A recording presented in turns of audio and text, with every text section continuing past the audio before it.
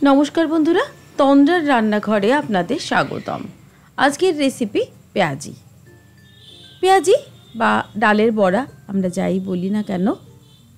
এ ধরনের পেঁয়াজি সন্ধেবেলা চায়ের সঙ্গে বা মুড়ির সঙ্গেও খেতে কিন্তু খুবই ভালো লাগবে।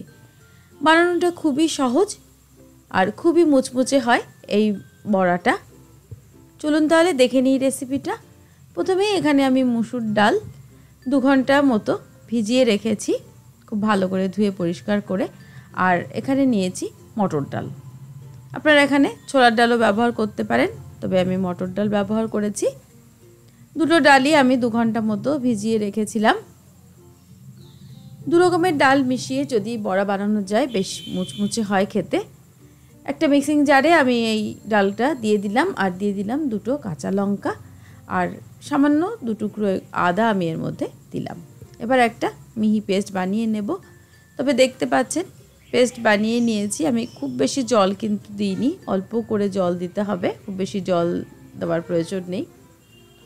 এবার এর মধ্যে দিয়ে দিলাম পেঁয়াজ কুচি। পেঁয়াজ কুচিটা একটু বেশি দিলে খেতে ভালো লাগবে। দিয়ে দিলাম স্বাদ মতো নুন, আর দিলাম হলুদ গুঁড়ো, আর দিলাম এখানে লঙ্কা কুচি। দিয়ে দিলাম ধনেপাতা কুচি। আপনারা চাইলে অবশ্যই লাল লঙ্কা গুঁড়ো এখানে ব্যবহার করতে পারেন। এবার এটাকে আমি খুব ভালো করে মেখে নেব।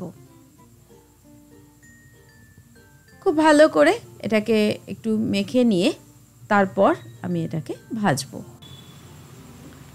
তেলটা গরম হতে বসিয়ে দিয়েছি, সাদা তেল।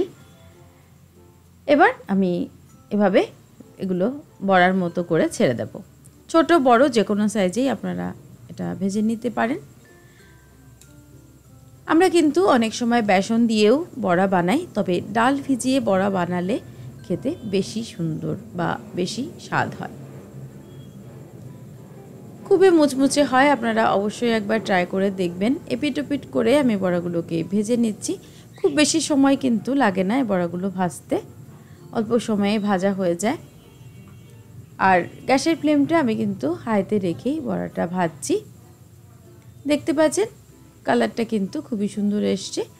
এবার আমি এগুলোকে তুলে নেব, আর সবগুলো বড়া একইভাবে ভেজে নেব। সবগুলো তুলে নিলাম, সার্ভ করে নিয়েছি পেঁয়াজি। আপনারা এটা সন্ধেবেলা চায়ের সঙ্গে বা ডাল ভাতের সঙ্গেও কিন্তু এটা অবশ্যই সার্ভ করা যায়। রেসিপিটা আপনাদের কেমন লাগলো প্লিজ কমেন্ট করে জানাবেন, আর আমার চ্যানেলটিকে প্লিজ সাবস্ক্রাইব করে নেবেন। পাশে থাকা বেল আইকনটিকে প্রেস করে দেবেন সমস্ত নোটিফিকেশান পাওয়ার জন্য। নতুন রেসিপি নিয়ে আবার হাজির হব। ভালো থাকবেন, ধন্যবাদ।